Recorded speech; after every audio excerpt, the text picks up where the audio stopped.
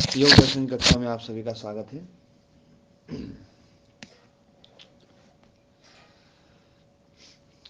अथ के ते क्लेशाः कियन्तो वा इति तीसरा सूत्र है साधन पाद का। कि कल जो है ये चर्चा चली थी कि तप स्वाध्याय ईश्वर प्रणिधान जो है वो समाधि को ना भावित करते हैं, समाधि ना जो है ना उत्पन्न करते हैं और क्लेशों को तनु करते हैं, है ना। तो बोले क्लेशों को तनु करते थे। क्लेश क्या है? समाधि की चर्चा तो पहले कर दी, क्लेशों की चर्चा नहीं करी थी, तो इसलिए पूछा गया कि वे क्लेश क्या हैं और वो कितने हैं। तो उत्तर दे रहे हैं, बोले अविद्या अस्मिता राग द्वेषा अभिनिवेशा पंच क्लेशा। अविद्या अस्मिता राग द्वेष और अभिनिवेश, ये 5 क्लेश हैं। तो है ना, ये पांचों की व्याख्याएं करेंगे। तो अब इसमें बता रहे हैं कि देखो क्लेशा इति पंच विपर्यय इत्यर्थ। विपर्यय मतलब मुकेश जी? विपर्य विपरीत ज्ञान स्वामी हाँ, जी। विपरीत ज्ञान, मिथ्या ज्ञान, है ना। हाँ बिल्कुल, है ना, जो सही। विपर्य मिथ्या ज्ञानम अतद रूप प्रतिष्ठम, जैसा रूप नहीं है वैसा देखना, है ना। तो मिथ्या ज्ञान जो है ना, ये क्लेशा पंच विपर्य, ये 5 अविद्या है, ये 5 मिथ्या ज्ञान है। उन मिथ्या ज्ञानों में एक अविद्या भी भले ही है। देखो अविद्या तो विपर्य रूप है ही, है या नहीं है?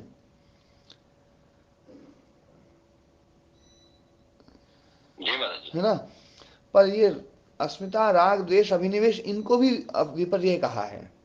इनको विपर्य इसलिए कहा गया है क्योंकि ये अविद्या से तो पैदा होते हैं, अविद्या उनका उपादान कारण है, और अविद्या के बिना ये कभी नहीं रहते हैं। अविनाभाव से रहते हैं ये अविद्या के साथ में। अविनाभाव का मतलब होता है बिना अविद्या के ये नहीं रहेंगे। इसलिए पीछे पीछे चलने वाले महाराज जी, ए? पीछे पीछे चलने वाले। हाँ, ये पीछे पीछे चलने वाले हैं। मतलब अविद्या है तो है ये, अविद्या खत्म तो ये भी खत्म। इसलिए राग द्वेष और अस्मिता और अभिनिवेश, इनको जो ना अलग होते हुए भी इनको भी अविद्या का स्वरूप ही माना गया है। मतलब अविद्या को जब हम व्यापक दृष्टि से देखते हैं तो पांचों क्लेश अविद्या में हैं, और यदि यूं देखा जाए अलग अलग करके तो अविद्या एक अलग है, और अविद्या के कारण से अस्मिता राग द्वेष अभिनिवेश ही पैदा होते हैं। मुकेश जी स्पष्ट? जी स्वामी है जी। ना। हाँ, तो ये अविद्या भी जो है ना, जो है ये अस्मिता आदि अस्मिता राग द्वेष अभिनिवेश, ये भी विपर्य इसलिए हैं क्योंकि ये अविद्या इसका इनका मूल कारण है, और अविद्या के साथ में अविनाभाव से रहते हैं, इसलिए ये विपर्य हैं। तो अविद्या के, और अविद्या हटने पर ये भी हट जाते हैं। तो अविद्या का उच्छेद किया जाए, अविद्या को समाप्त किया जाए तो इनका भी उच्छेद हो जाता है, ये भी समाप्त हो जाते हैं, ये भाव है।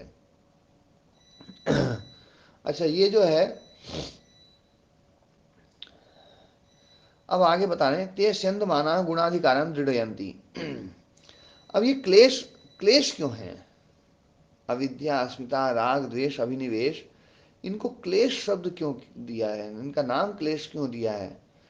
क्लेश मतलब जो ना, जो दुखी करते रहते हैं, परेशान करते रहते हैं, इनको हटाना चाहिए, हटाने योग्य है। क्योंकि है ना, जो है सूत्र में कहा है क्लेश तनु करणार्थ से, क्लेश को तनु किया जाए। तो इनको तनु क्यों किया जाए? तो उसका उत्तर दे रहे हैं, ते छंदमाना गुणाधिकारम दृढ़यंती। क्योंकि ये जो क्लेश हैं ये छंदमान होते हुए, प्रवाहित होते हुए, प्रवहमाना, छंदमाना मतलब प्रवाह, प्रवहमान मतलब चलते हुए, या यूँ कहें समुदाचरणतः, अच्छी प्रकार मतलब ये इनका व्यवहार करते हुए, है ना। जब ये, या यूँ कहें कि ये उदार अवस्था में जब रहते हैं, सीधा सा अर्थ जो ना, चंद्रमाना का बहुत सही अर्थ है उदार अवस्था में रहते हुए। उदार अवस्था में मतलब जब वे वृत्ति रूप में, जब ये वर्तमान अवस्था में रहते हैं, तब ये जो है ना, ये क्लेश गुणाधिकारम दृढ़यंती, गुणाधिकार को दृढ़ करते हैं। गुणाधिकार को, जबकि अपने को गुणाधिकार को छोड़ना है, और ये गुणाधिकार को दृढ़ करते हैं। तो इसलिए ये तनु करने योग्य है, और इसलिए जो है ना ये समाप्त करने योग्य है, और इसलिए इनको ये भूनने योग्य हैं, क्योंकि ये गुणाधिकार को दृढ़ करते हैं। और एक ही बात पे नहीं रुके व्यास मुनि जी, परिणामम अवस्थापयंती, ये परिणाम को भी अवस्थापित करते हैं। धर्म लक्षण अवस्था परिणाम तो वो है ही। और ये जो है ना मैं तो अहंकार है, अहंकार पंच तन्मात्राणि एकादश इंद्रिय से, ये सब जो है ना, ये जितना भी परिणाम है सब क्लेशों के कारण से है, क्योंकि ये संसार क्लेश मूलक है। क्लेश मूल है संसार का, है ना, जो है संसार का मूल जो है ना वो क्लेश है। हमारे जन्म मरण का मूल कारण कौन है? अविद्या महाराज जी। अविद्या, बिल्कुल, ये पक्का हम समझ लेना चाहिए। और हमारे जन्म का मूल कारण जब अविद्या है, तो संसार के जन्म का मूल कारण कौन है? वो भी यही रहेगी महाराज जी। वो भी अविद्या ही रहेगी, ये बिल्कुल पक्का समझ लेना। ऐसा नहीं हो सकता कि हमारे जन्म का मूल कारण तो अविद्या हो और संसार के जन्म का मूल कारण कुछ और हो, ऐसा नहीं हो सकता, है ना। और संसार का जन्म नहीं हो सकता, संसार मतलब संसरण, चल रहा है तो है ना, जो चल रहा है ना, तो चल रहा है में हर कदम का मूल कारण अविद्या है। हर कदम का जन्म हो रहा है, जो हर कदम पैदा हो रहा है, वो हर कदम जो है वो अविद्या के कारण से हो रहा है। अविद्या खत्म हो जाए तो ये कदम रखने जो ना, कदम उठ रहे हैं जो, वो बंद हो जाएंगे, संसरण समाप्त हो जाएगा। संसरण समाप्त मतलब संसार समाप्त, संसार समाप्त करने योग्य है। दूसरे का तो नहीं होगा, लेकिन अपना संसार तो खत्म होगा। इसलिए वहां पर हे हेतु हान और हानोपाय, वहां पर जो है हे मतलब संसार, दयाराम जी आपको ध्यान भी होगा, और है ना मुकेश जी को भी ध्यान होगा।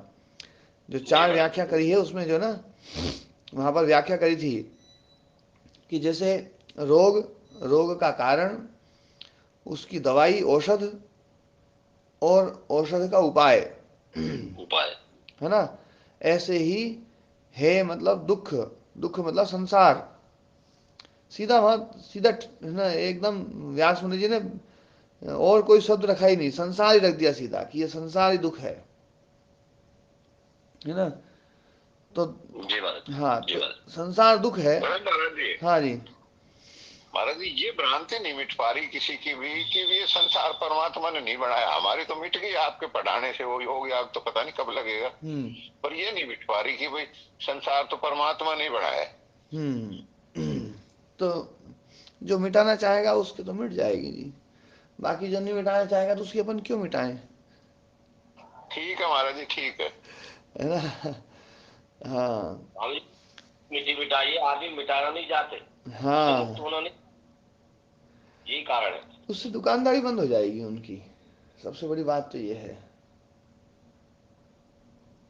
परमात्मा के नाम पे बढ़िया दुकान चलती है। जी महाराज जी, सही कहा आपने। हैं? हाँ मतलब सुनना नहीं, पौराणिकों की वही दुकान, आदमी पौराणिकों की दुकान सुना भी भी नहीं। परमात्मा के नाम से चलती है, अपनी दुकान भी परमात्मा के नाम से चलती है, सबकी दुकान परमात्मा के नाम से चलती है, जिसके नाम से चल रही है उसको कौन हटाएगा। हम्म। पर ये बात बिल्कुल पक्की है, ये जो हमारा जो जन्म है ना, उस जन्म का कारण अविद्या है। हाँ, ये बिल्कुल पक्का है कि ये संसार की जो पूरी व्यवस्था है, ये पूरी व्यवस्था का मूल आधार जो है ना वो परमपिता परमात्मा है। ये बात जो है ना हमें स्पष्ट रूप से समझनी चाहिए। लेकिन ये सारा संसार अविद्याकृत है, और इस संसार को योग दर्शनकार ने बिल्कुल दुख कहा है। दुख मतलब दुख का वो बताया कि दुख क्या है, बोले संसार, सीधा ही ठोक दिया। यूं भी नहीं कहा भैया दुख जो है ना संसार में है, संसार में दुख रहता है, यूं नहीं, संसार ही दुख है। ये बिल्कुल पक्का जो है ना, जो है अभी ये 22 से 23 सूत्र में कहा है इसी बात के, देखो मैं जो है ना निकालता हूं।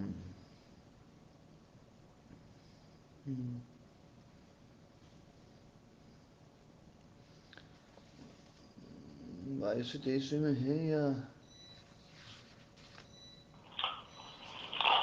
ओम स्वामी जी, ये हाँ, जो संसार है दुख में है, अविद्याकृत है, इसकी जरा परतें ना और अच्छी तरह खोल के समझाने का प्रयास करें स्वामी जी। उस समय खूब खोली थी, और अभी और भी खोल देंगे इसमें तो, है ना, जो है ये महाराज जी 24वां चो सूत्र है। है 24वां सूत्र महाराज। तस्य ना ना ना हेतुरविद्या। ना, ये चौदहवें चौदहवें सूत्र में देखो, जी बोलो। 14वें सूत्र में देखो, 14वें सूत्र के सबसे अंतिम में, इसी पाद का 14वां सूत्र,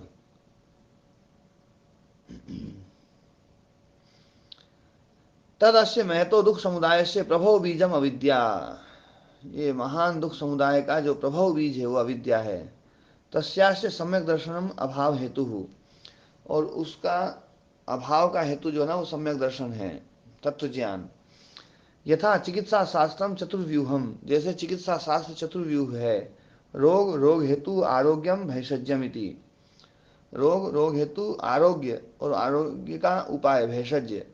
एवं इदमपि शास्त्रम चतुर्व्यूहम, ये शास्त्र भी चतुर्व्यूह है। तो यथा संसार संसार हेतु मोक्ष मोक्षोपाय, संसार मतलब दुख, दुख की जगह पर संसार रख दिया। हे हेतु हान और हानोपाय, तो हे की जगह पर रखा संसार, और हे हेतु संसार का हेतु, संसार का हेतु कौन है? अविद्या। महाराज जी 14वें श्लोक में तो, इसमें तो नहीं है जी।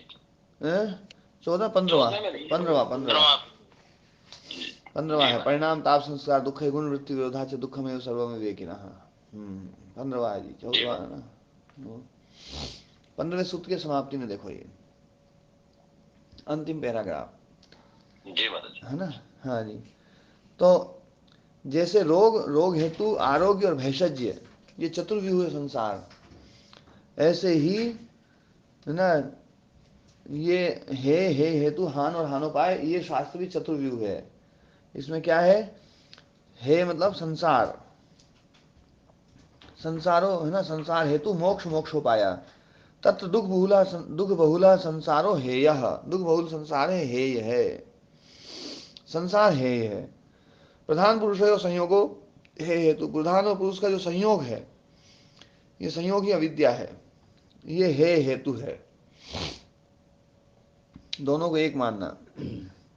संयोग से आत्यंतिक निवृत्ति हानम, संयोग की आत्यंतिक निवृत्ति, आत्यंतिक निवृत्ति मतलब जिसका कभी अंत ना हो, जिस निवृत्ति का कभी अंत ना हो, मतलब ऐसा छूटे कि फिर वो छूटे ही रह जाए, वो छूटने का अंत ना हो कभी। तो आत्यंतिक, कितनी बार पगले हो जाओ महाराज जी फिर जन्म नहीं हो। हाँ, आत्यंतिक निवृत्ति हानम। और हानोपाय सम्यक दर्शनम, हानोपाय है सम्यक दर्शनम, है ना। तो ये जो है, अब यहाँ पर जो है उन्होंने अविद्या के स्वरूप के बारे में थोड़ा सा और बता करके, बोले उच्छेदवाद, इसमें आत्मा के स्वरूप को जो ना यहाँ पर लिया है, उच्छेदवाद प्रसंग हो जाएगा, इसलिए जो है दोनों को करके शाश्वतवाद को यहाँ पर सम्यक दर्शन माना महाराज जी गया। उच्छेदवाद प्रसंग बताया तो था, ये क्या है उच्छेदवाद प्रसंग? मतलब आत्मा को खत्म कर दिया जाए, सबको खत्म करें, संसार को खत्म करो तो आत्मा को भी खत्म कर लो, अपनी सबकी मुक्ति। तो बोले उच्छेदवाद हो जाएगा यदि आत्मा को ही हर देंगे, हटा देंगे तो। जी ये बौद्ध मत का आएगा फिर उच्छेदवाद। हाँ हाँ जी।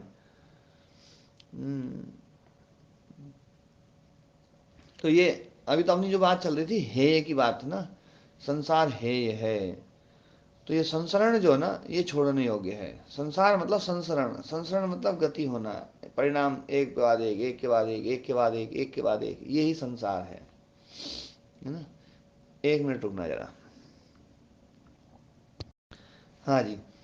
तो ये जो है, ये क्लेश जो है तनु करने योग्य क्यों है? क्योंकि ये गुणाधिकार को दृढ़ करते हैं। गुणाधिकार को दृढ़ करते हैं मतलब गुणों का जो प्रयोजन है, मतलब गुणों का प्रयोजन है भोग अपवर्ग। तो ये जो भोग है उसमें, उस भोग को दृढ़ करने का काम करते हैं ये, गुणों को स्वामी बना देते हैं ये। अधिकार शब्द स्वामी के अरे अर्थ में महाराज आता जी है। हाँ जी। अपवर्ग हमें खुद लाना होता है, है।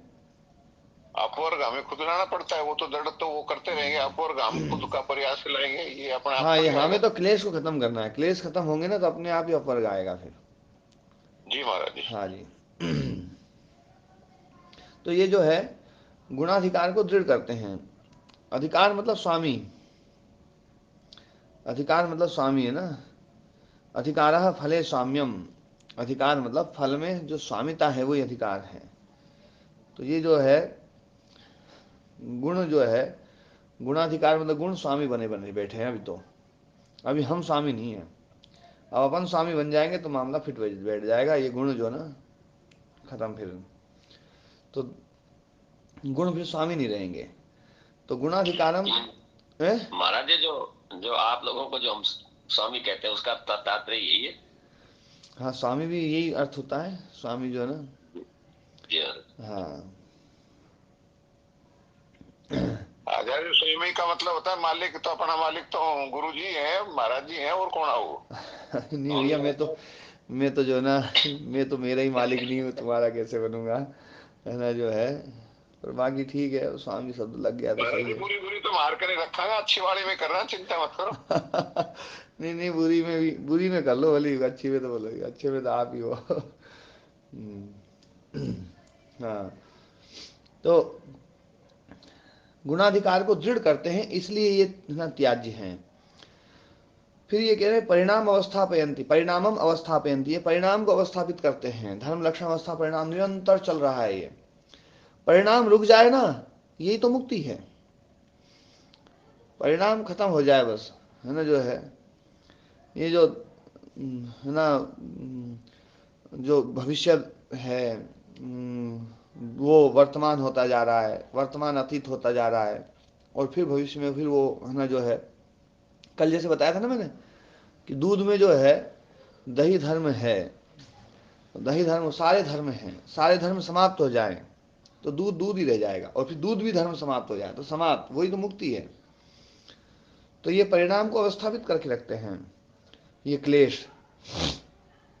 और कार्य कारण स्रोत उन्नमयंती, कार्य कारण रूप जो स्रोत है उसको उद्घाटित करते हैं, प्रकट करते हैं, उन्नमयंती है ना, उन्नमित करते हैं, प्रकटी है ना, प्रकट करते हैं। परस्पर अनुग्रह तंत्रा भूत, परस्पर अनुग्रह तंत्रा भूत्वा कर्म विपाकम च अभिनिर्हरन्ति, और ये कर्म विपाक को अभिनिर्हरन्ति, अभिनिर्हरन्ति मतलब निष्पादयन्ति, निष्पादयन्ति मतलब निर्वर्तयन्ति, ये कर्म विपाक को प्रकट करते हैं, कर्म विपाक को बनाते हैं, पैदा करते हैं, है ना जो है। कर्म विपाक को पैदा करते हैं, कर्म विपाक मतलब जाति आयु भोग, और जाति आयु भोग मतलब सुख दुख रूप। तो सुख भी दुख से साथ मिला हुआ है, इसलिए दुखी बहुल, दुख बहुल होने के कारण से कर्म विपाक दुख ही है, वास्तव में दंड है। तो ये दंड को पैदा करते रहते हैं, मतलब जाति आयु भोग को पैदा करते रहते हैं। और ये अकेले अकेले करते हैं या मिलकर के करते हैं? तो बोले परस्पर अनुग्रह तंत्रा भूतवा, परस्पर अनुग्रह तंत्र होकर के, मतलब जो है एक दूसरे का सहारा लेकर के या एक दूसरे को सहारा दे करके ये जो है कर्म विपाक को पैदा करते हैं। तो क्लेश कर्म को पैदा करता है। हैं? हाँ रिकॉर्डिंग हो रही है जी। हाँ, रिकॉर्डिंग हो रही है। तो क्लेश कर्म को पैदा करते हैं, और कर्म फिर क्लेश को पैदा कर देते हैं या दृढ़ कर देते हैं। तो ये जो चक्र है, जैसे वृत्ति संस्कार को, संस्कार वृत्ति को, ऐसे ही कर्म क्लेश को, और क्लेश फिर कर्म को, ये संसार ये चक्र जो है ना निरंतर चल रहा है, निरंतर चल रहा है। और इसमें जो है क्लेश को खत्म कर देंगे तो ये चक्र जो है ना ये टूट जाएगा। कभी जो है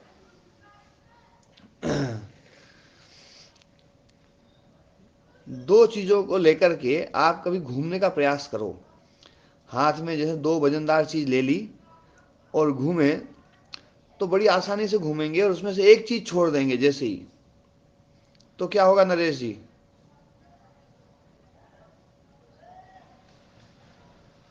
जी बैलेंस बिगड़ेगा महाराज जी, वो घूमना बंद हो जाएगा। तो ये जो क्लेश और घूमना बंद हो जाएगा महाराज जी। हाँ, घूमना जो है ना, जैसे अच्छा, वो तंत्र खत्म हो जाएगा, वो जो तंत्र घूमता है। हाँ, वो जो है ना, नहीं वो, इसमें ऐसा मैं बताता हूँ, देखो कोई मोटर है, उस मोटर की जो जो सापट है, उस सापट में कोई दो वजनदार चीज, एक इस तरफ और एक इस तरफ, वो लगी हुई है। उसमें से एक चीज हटा दो ना, फिर उस मोटर घुमाओ तो वो मोटर जो है ना वो बेरिंग को तोड़ देगी। हाँ बिल्कुल महाराज, तोड़ देगी, टेक्निकल पॉइंट है। हाँ, तो ऐसे ही एक तरफ क्लेश है और एक तरफ कर्म है। आप क्लेश को मार दो तो ये मोटर टूट जाएगी।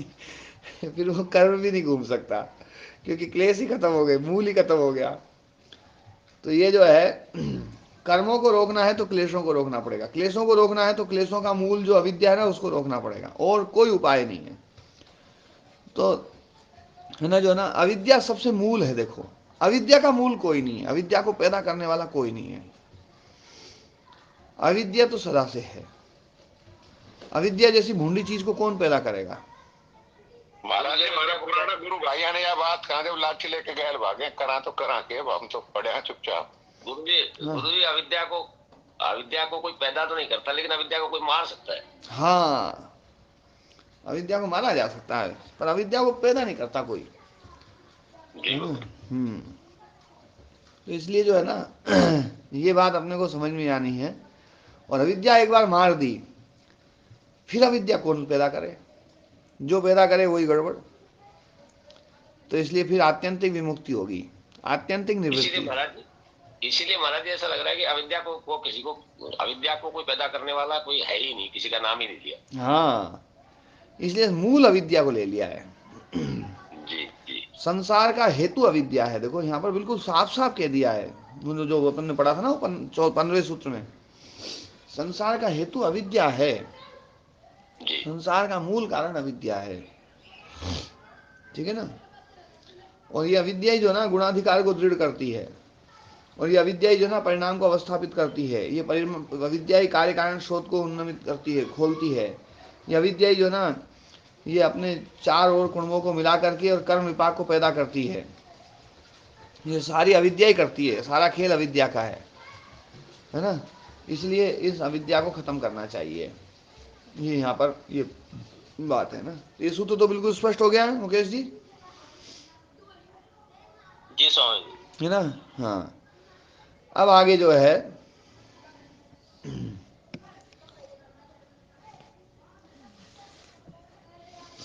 ये संसार का कारण क्यों है, ये यहाँ पर स्पष्ट रूप से बताया इन्होंने कि गुणाधिकार को दृढ़ करती है, परिणाम को अवस्थापित करती है, कार्य कारण स्रोत को उन्नमित करती है ना, और कर्म विपाक को पैदा करती है।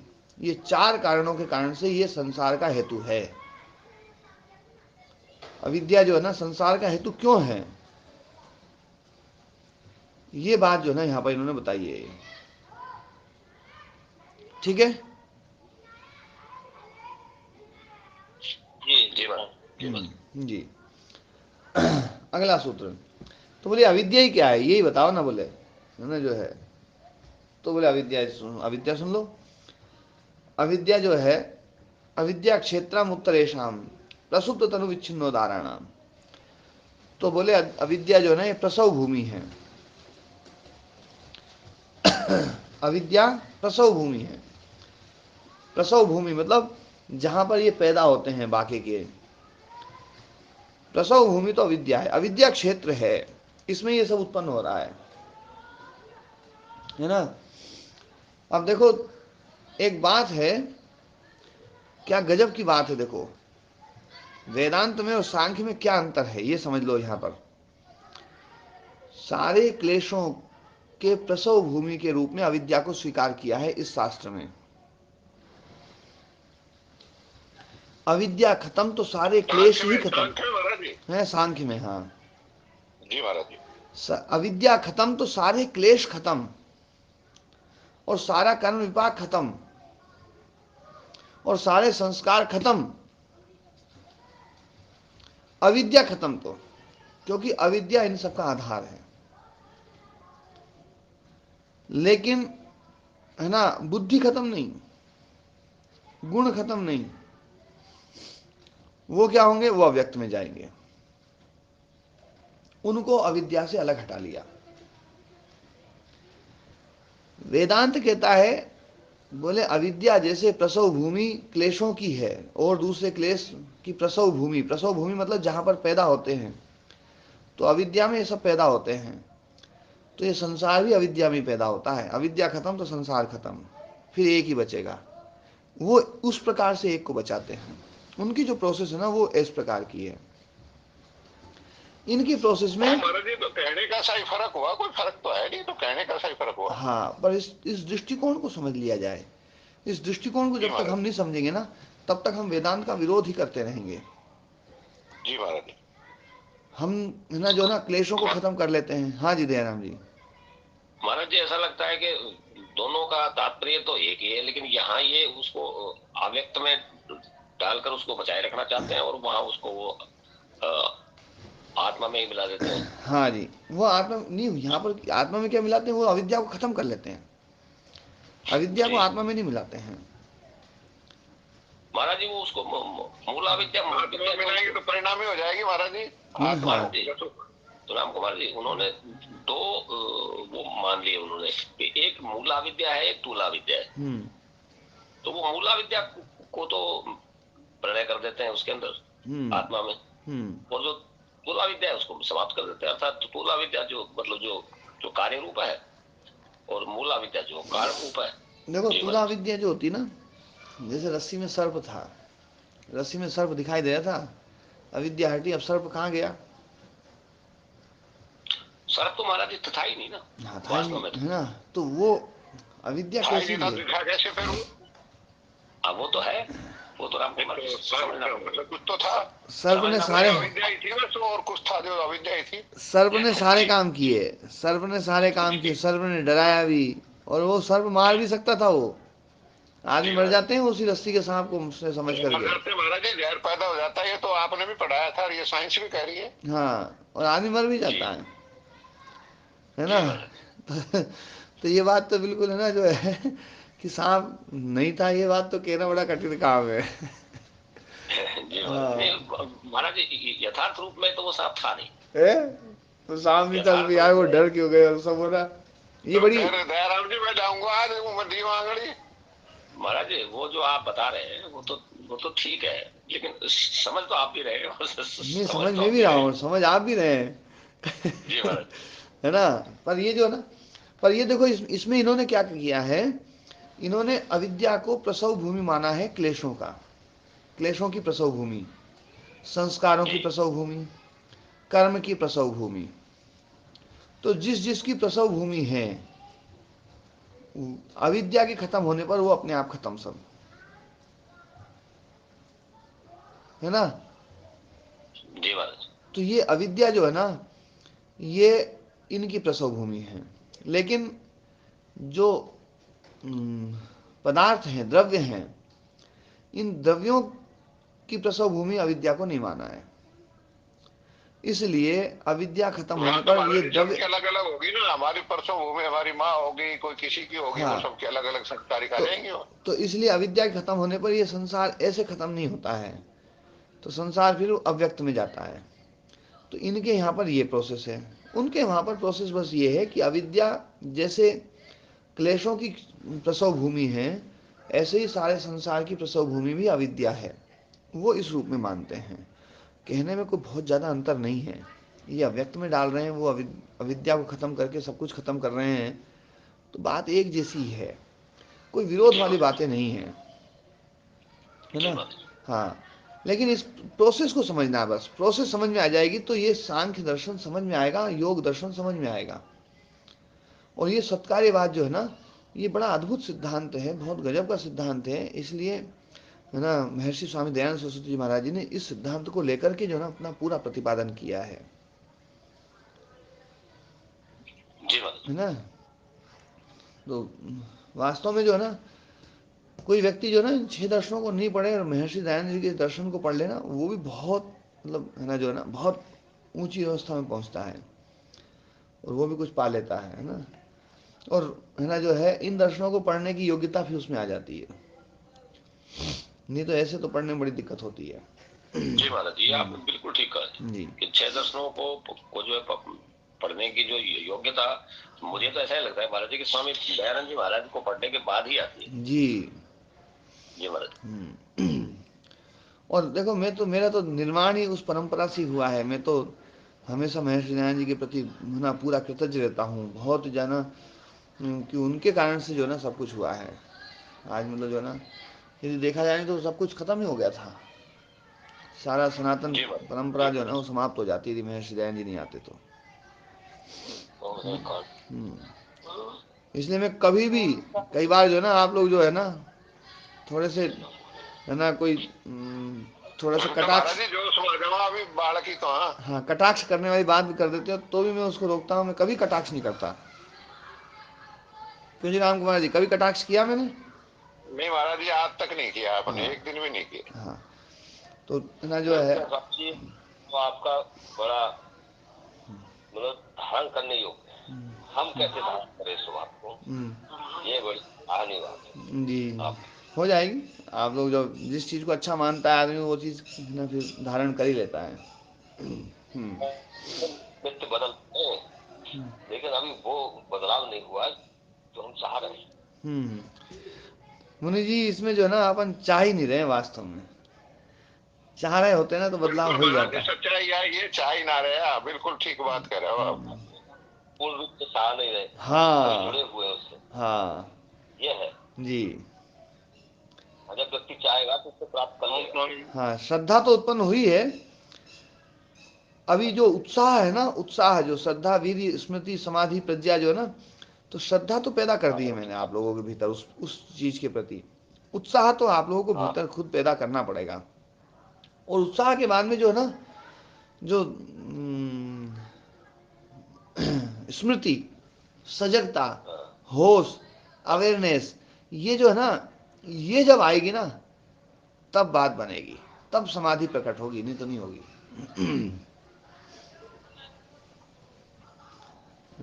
बहुत सही कहा, एकदम सही कहा। जी।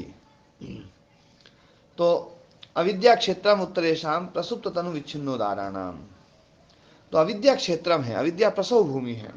अविद्या के स्वरूप को देखो समझा रहे हैं, और अविद्या के स्वरूप को समझा रहे हैं तो अविद्या के स्वरूप को समझाने से पहले थोड़ा सा जो है ना उसका बाहरी स्वरूप समझाया है पहले, कि अविद्या एक तो खेत है बोले, अविद्या प्रसव भूमि है। प्रसव भूमि मतलब जहां पर सबका प्रसव होता है, जहां पर ये सब पैदा होते हैं। कौन कौन?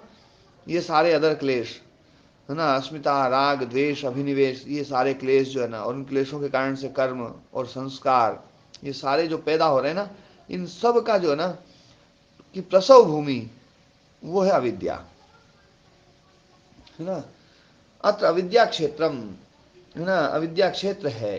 क्षेत्रम का अर्थ कर दिया प्रसव भूमि ही, प्रसव भूमि है जहां पर सब प्रसव है ना पैदा होते हैं, वो प्रसव भूमि वो अविद्या है ना। उत्तरेशम अस्मितादि नाम चतुर्विध विकल्पिता नाम, है ना। ये चतुर्विध कल्पित है, चतुर्विध विकल्पित है, शब्द क्या है आप लोग इसमें? विकल्पित है। हाँ जी, हाँ विकल्पित ही होना विकल्पित चाहिए। आता जी हाँ, मेरे इसमें जो ना कल्पित था तो इसमें विकल्पित किया। तो विकल्पा नाम है जी। है, विकल्पा नाम, हाँ विकल्पा विकल्पा नाम। नाम भी कर सकते हैं, विकल्पिता नाम भी कर सकते हैं, जी बस। है ना। तो ये जो है विकल्प शब्द ज्यादा, विकल्पित ज्यादा अच्छा है ना। विकल्प भी शब्द है ना भी हो सकता है, विकल्पा नाम न, विकल्प मतलब भेद, विकल्पित मतलब भेद है ना जो है ना। तो है ना चार प्रकार के भेद वाले, मतलब अस्मिता भी चार प्रकार का, अस्मिता क्लेश, राग क्लेश भी चार प्रकार का, द्वेष भी चार प्रकार का, अभिनिवेश भी चार प्रकार का, ये चार प्रकार का क्लेश है ना। तो ये चार प्रकार का होने के कारण चतुर्विध कल्पिता नाम। और चतुर्विध क्या है? बोले प्रसुप्त तनु विच्छिन्न उदाहरणाम, प्रसुप्त, विच्छिन्न और तनु और उदार। प्रसुप्त मतलब जो सोया हुआ है पर आलम्बन से जाग जाए, सोया हुआ है आलम्बन से जाग जाए। तनु जो है जो सूक्ष्म किया हुआ है ना, जो सूक्ष्म कर दिया गया है, जैसे वैराग्य में राग सूक्ष्म कर दिया जाता है ना? विच्छिन्न जो अन्य क्लेश से दबा हुआ है, जैसे क्रोध में राग समाप्त है ना, क्रोध में राग दब जाता है और राग में क्रोध दब जाता है,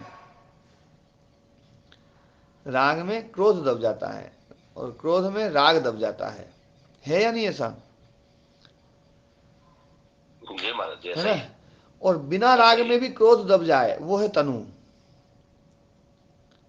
और दब करके बिल्कुल सो जाए, वो है प्रसुप्त। और वो काम करने लग जाए, दबे नहीं, वो है उदार। है ना? मतलब वो काम जी शुरू कर महाराज। दे। चारों समझ में आ गए? जी जी महाराज। स्वामी जी, ये तो आपने बहुत अच्छा समझाया था। पांचवा भी स्वामी जी आपने जो समझाया आगे का हाँ, दग्ध बीज, जो आप दग्ध समझाएंगे बीज। आगे। तो ये दग्ध बीज इन्होंने नहीं लिया, दग्ध बीज को जो ना व्यास मुनि जी ने लिया है ना? महाराज जी, ऐसा लगता है कि दग्ध बीज जो है वो इनकी अवस्था है नहीं वास्तव में, हाँ, दग्ध बीज इनकी अवस्था जो है ना, वो तो समाप्ति है जी। हाँ मतलब दग्ध बीज ये जब तक अविद्या रहेगी ना, तब तक ये रहेंगे। अविद्या पूरी जी समाप्त होगी तो ये खत्म हो जाएंगे। जी महाराज। हाँ, क्योंकि अविद्या इनकी प्रसुप्त भूमि है ना? तो ये क्लेश जो है ना, समाप्त होंगे अविद्या के कारण से। हाँ, और ये जो है ना, जैसे जैसे अविद्या को अपन गर्म करते जाते हैं, वैसे वैसे ये भूनते जाते हैं। क्योंकि जिस मिट्टी में जो है ना बीज पैदा होता है, वही मिट्टी गर्म कर दो ना, तो वो मिट्टी उनको भून भी देगी। कल गर्म करने वाली बात आई थी ना? आई थी महाराज जी, वो कल वाली घूम रही थी दिमाग में, वो कल ही महाराज जी घुमा दी थी बात। हाँ, तो ये जो इनको भूनना है, बस अपना काम तो ये है। ज्ञान की अग्नि जो है ना, इनको भून देगी। तो अब आगे बता रहे हैं, तत्र का प्रसुप्ति ही। तो बोले प्रसुप्ति क्या है? तो बोले चेतसी शक्ति मात्र प्रतिष्ठानाम बीज भावोपगम तस्य प्रबोध आलंबने सम्मुखी भाव। तो बोले चेतसी, चित्त में, शक्ति मात्र प्रतिष्ठानाम, शक्ति के रूप में स्थापित, शक्ति के रूप में स्थित है वो भी, है ना? मतलब अभी काम नहीं कर रहे हैं पर शक्ति तो है। जैसे आप लोगों के भीतर 20 किलो को उठाने की शक्ति है या नहीं है? है महाराज जी, पर वो उसको करना तो पड़ेगा जागृत। नहीं, पर अभी उठा रखा है क्या 20 किलो? अभी नहीं उठा रखा ना, क्योंकि वो हमने उठा नहीं हाँ, कर तो नहीं रखी यही ना। है शक्ति मात्र प्रतिष्ठा, शक्ति के रूप में स्थापित है। तो ये जो है ना, चित्त में जो है शक्ति के रूप में स्थित है क्लेश, पर अभी काम नहीं कर रहे हैं। काम नहीं कर रहे हैं जरूर, काम नहीं कर रहे हैं। ऐसा जो है ना, मतलब योग की अवस्था में जैसे तनु किया जाता है क्लेशों को, वैसे ही योग ना क्लेशों को प्रसुप्त भी किया जाता है। और दग्ध बीज करने से पहले साधक जो है ना, किसी सिद्धि के चक्कर में पड़ करके और योग साधना को बंद कर देता है। और क्लेश तो उसके प्रसुप्त हैं, और वो जो सिद्धि मिली है, तो वो सिद्धि जितने कालखंड तक के लिए मिली है, उस सिद्धि को भोगेगा और तब तक वो प्रसुप्त रहेंगे। और जैसे ही वो अवधि समाप्त होगी, आलम्बन मिला और वो क्लेश जाग जाएंगे, तो वो जो है ना, उसी को कहते हैं अपन योग भ्रष्ट। तो महाराज जी सिद्धि तो सारी खराब होगी ये तो।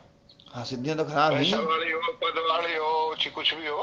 हाँ, सिद्धियां तो कोई सी भी है, बाधक हैं सिद्धियां। तो एक बार और भी कहिए इसको। हाँ, सिद्धियां बाधक हैं। सिद्धियां इतने रूप में साधक हैं, ध्यान देने वाली बात है कि सिद्धि आ रही तो अपने को ये लगता है कि हाँ अपन सही दिशा में चल रहे हैं। जैसे अपन तो यहाँ से संसारिक काम भी ना रुके महाराज जी।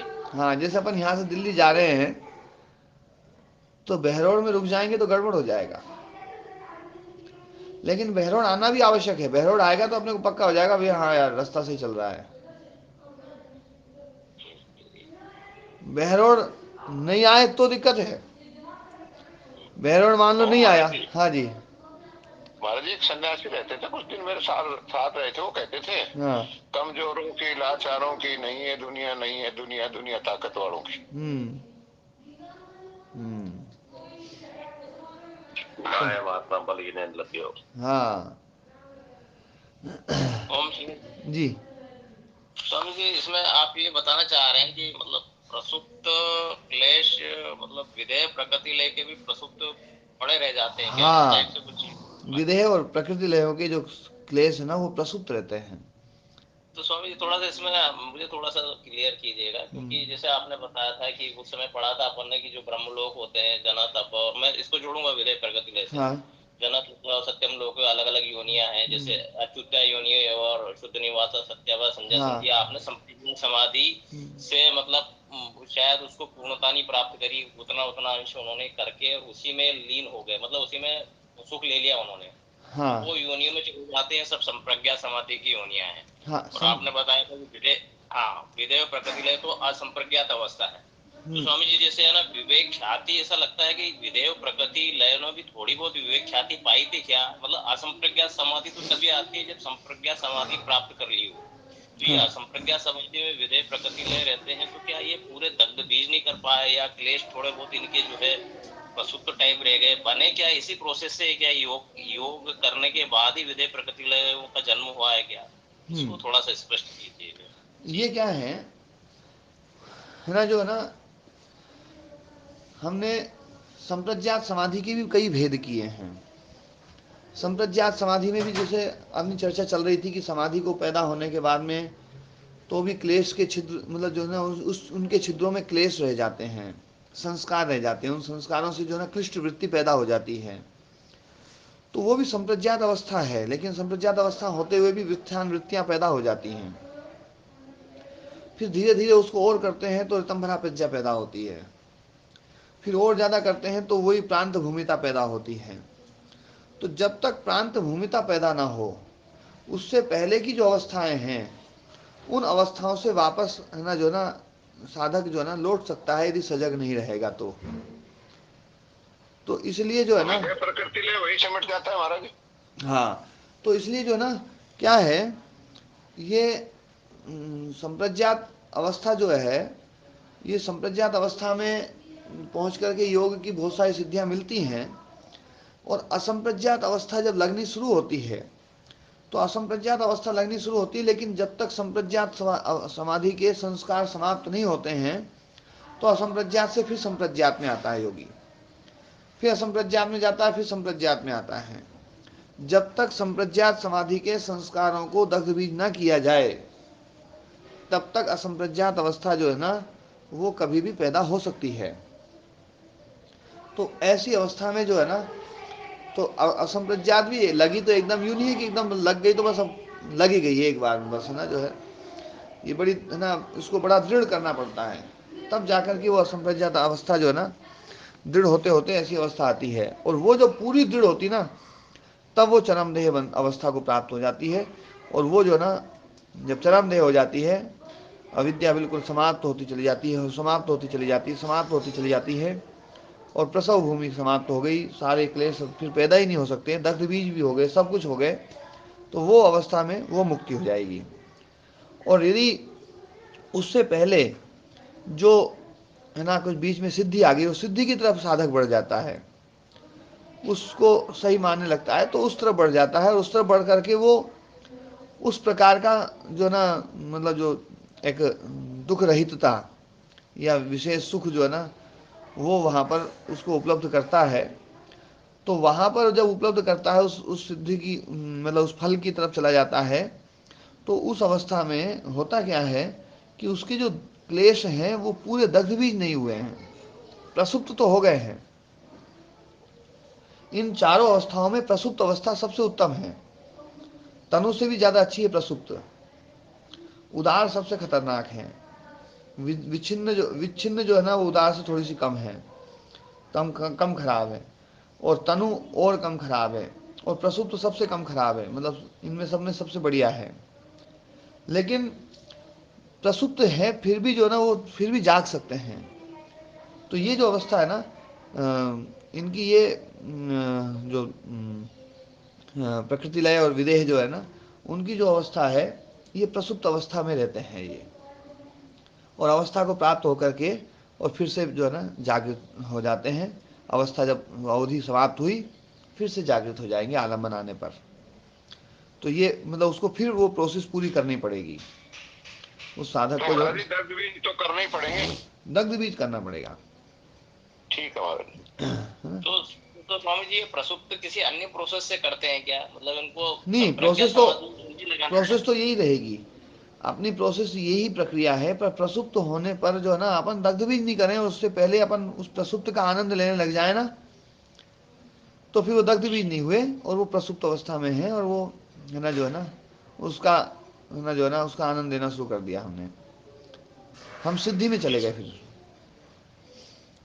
ये भी सिद्धि वाले ही मतलब योगी हैं, विधेय प्रकृति ले। हाँ, ये भी सिद्धि वाले हैं, लेकिन इसमें जो है ना मतलब वो असंप्रज्ञात अवस्था वाला सुख है, वो संप्रज्ञात वाला स्थिति नहीं है। काफी अच्छी है महाराज जी, स्थिति खूब अच्छी है। बहुत अच्छी अवस्था है वो, तो बहुत अच्छी स्वामी जी ये अवस्था है। फिर अन्य योनियों से मतलब श्रेष्ठ ही हुए, या अच्युता हाँ शुद्ध निवासा सत्य प्रज्ञा हाँ संजय से श्रेष्ठ हुए विधेय प्रकृति हाँ, ले? जी जी, ये ये उस समाधि की कैटेगरी से ऊपर वाली समाधि, मतलब हाँ उन्होंने जो समाधि को जो जहाँ तक प्राप्त किया उससे ऊपर प्राप्त किया विधेय प्रकृति लेने पर, जी, दग्ध बीज नहीं कर पाए। हाँ जी, जी स्वामी। जी, जी महाराज जी। हाँ जी, महाराज जी, तो ये जो दोनों जो आपने बताया, ये इसका मतलब ये मनुष्य योनि से आगे की चीज है? हाँ, आगे की चीज है, मतलब ये मतलब एक उस सुख को लेने वाली अवस्था है वैसे तो, है जी ना। महाराज। पर अभी जो है ना दग्ध बीज नहीं कर रहे हैं, दग्ध बीज तो वहां पर यदि उसका आनंद लेने लग गए तो फिर दग्ध बीज तो क्या करेंगे वो, जी महाराज। है ना। और महाराज जी, हाँ जी, फिर ये तो मनुष्य योनि से अलग योनि में भी कोई आगे जाके हो सकते हैं दग्ध भी, ये हुआ मतलब ये इसका तो। दग्ध बीज हाँ वहां भी करना चाहे तो कर सकता है, लेकिन पहले उस आनंद को छोड़ना पड़ेगा। उसका जो अच्छा। आनंद है ना, उसमें यदि सुख ले रहे हैं, जैसे यहाँ पर एक जगह आया था ना वो वर्णन की, ये जो ना स्वर्गोपम जो सुख है, और वो ना उसके प्रति भी जो ना अनासक्ति रखनी पड़ेगी। कोई यूं कहे भी वहां पर बहुत मजा तो है, महाराज बहुत जी आनंद उसके है। लिए कोई और धरती थोड़ी बनी हुई होगी, बगैर धरती के ही होते होंगे, या धरती भी बनी हुई है उन लोगों के लिए? ये भी देखो हमारे वो यहाँ तो, प्रश्न उठे थे क्लास में। हाँ वो तो सब अलग अलग योनि, अब वो हाँ तो बोलिए। अपन जब तक उन योनियों को देख नहीं पाते ना, तब तक अपन जो है ना इसमें कुछ कह नहीं सकते। जी महाराज जी। पूरे जी। हाँ जी, जी बोलिए। 7 बजे, अच्छा चलो 7 बजे के साथ खत्म करते हैं, कल करेंगे इसको, है ना। जी प्रणाम। हाँ जी, ओम प्रणाम जी। कल इसका वो जो ना मुकेश जी, इस सूत्र का जी मैं जी स्वामी तत्व जी। शादी पढ़ाऊंगा। तत्व शादिकार ने भी ये है ना ये चर्चा करी होगी, जो बिल्कुल पक्का है। वो तो बार जी बार स्वामी करते जी। रहते हैं वो, इस सूत्र में भी करी होगी। ठीक है, स्वामी ओम प्रणाम जी। और दृढ़ता से हाँ, नमस्ते जी।